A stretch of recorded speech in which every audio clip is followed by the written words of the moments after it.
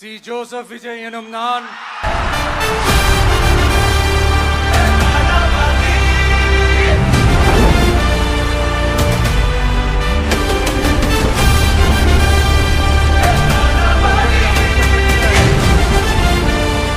இந்திய அரசியல் அமைப்பின்பால் உண்மையான நம்பிக்கையும் மாறா பற்றும் கொண்டிருப்பேன் என்றும்